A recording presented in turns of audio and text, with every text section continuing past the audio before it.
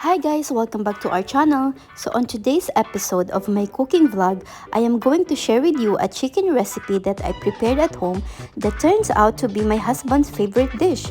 If you will try this recipe, for sure it will be one of your favorite too. You want to know about it? Keep on watching and I will show you how to make it.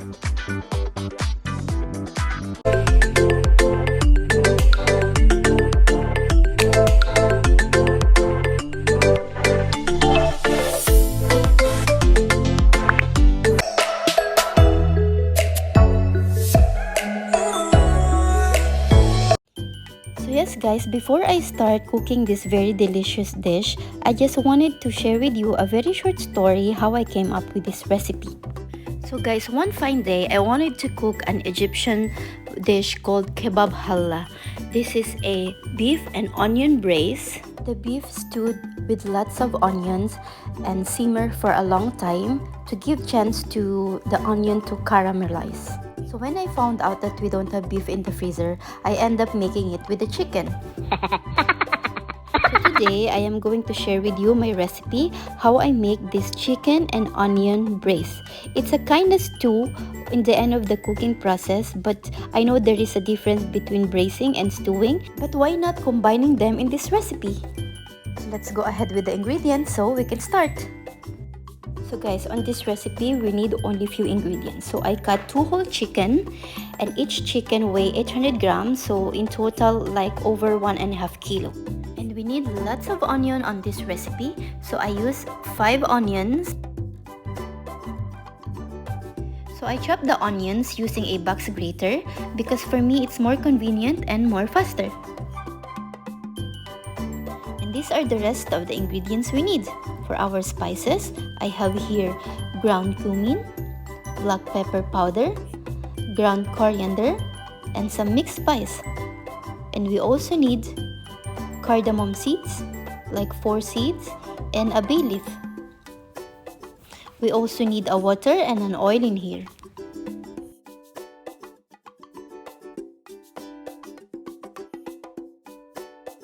So let's start cooking guys. So first, preheat the pot wherever you wanted to cook this recipe before adding the oil.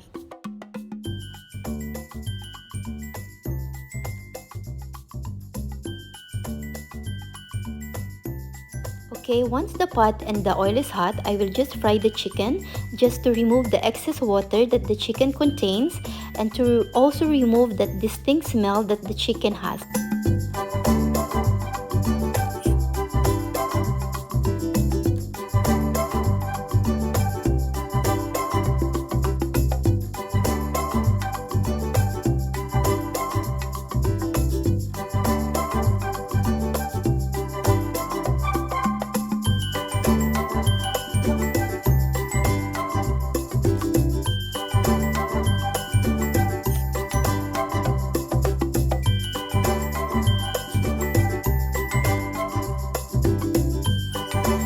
That's it guys, I will just keep the chicken aside.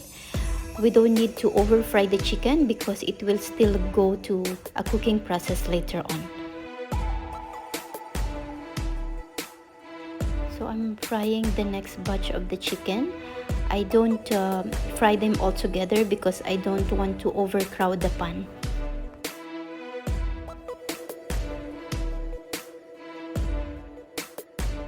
While waiting for the chicken, I'm having my coffee and my chocolate banana oat muffin. I also have the muffin recipe on my channel guys, please watch it.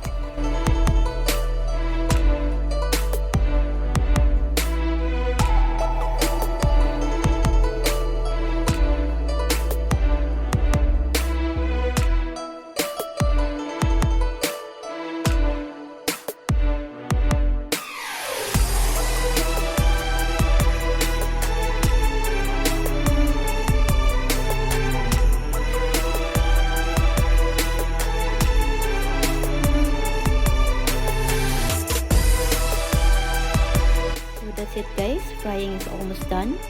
So I just keep all the chicken on a strainer over a mixing bowl just to drip the excess oil from the chicken.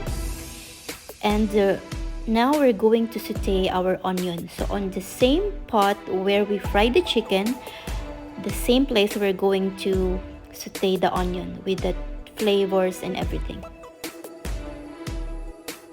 Then just keep sauteing the onion until lightly golden.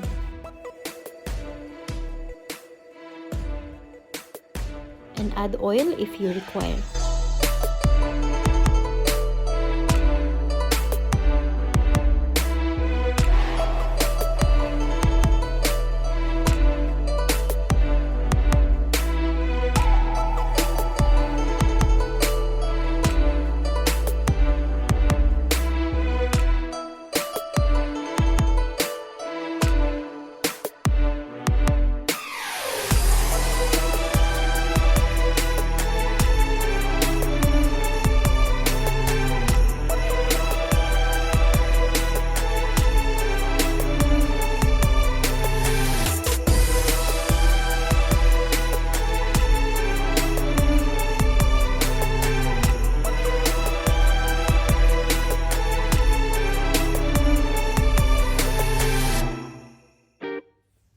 Once the onion is cooked, put back the chicken into the pot.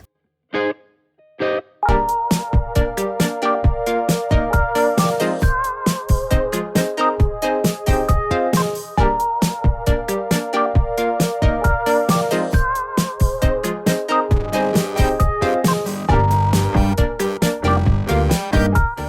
now, I'm going to add the rest of the ingredients.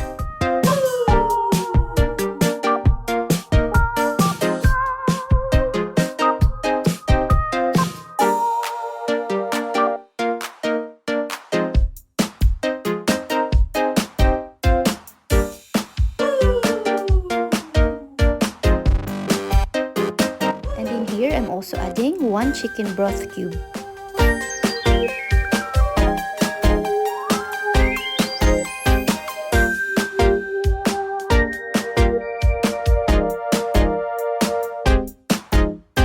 And 5 to 6 cups of water.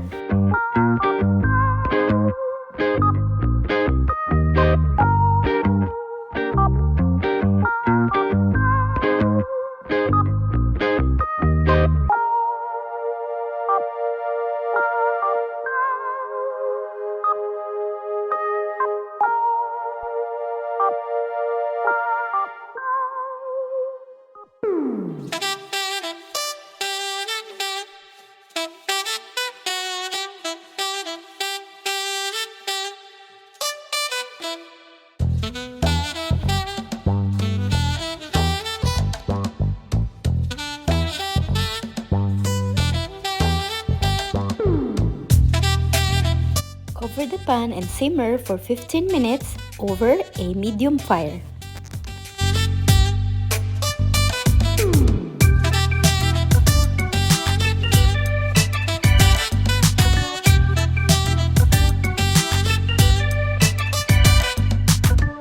So guys, this is what it looks like after 15 minutes of cooking. It's almost cooked, it's almost done guys, but right now I just wanted to taste it if it requires to add some salt.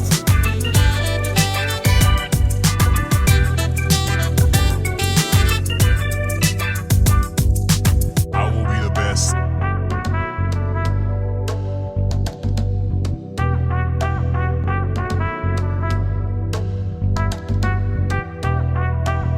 I'm adding salt on my dish. So the salt measurement will depend to your preference.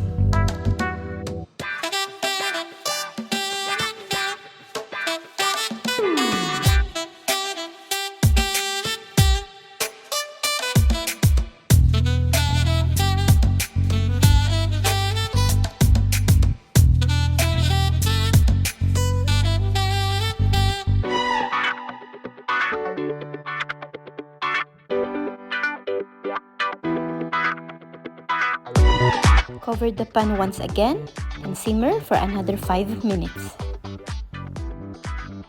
And here's my chicken and onion braised stew.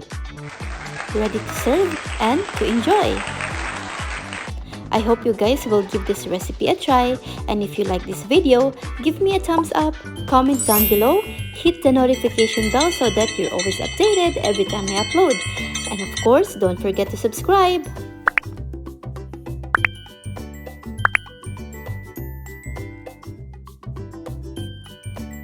Life is beautiful, guys. Keep smiling. Thank you for watching and see you on my next video. Bye!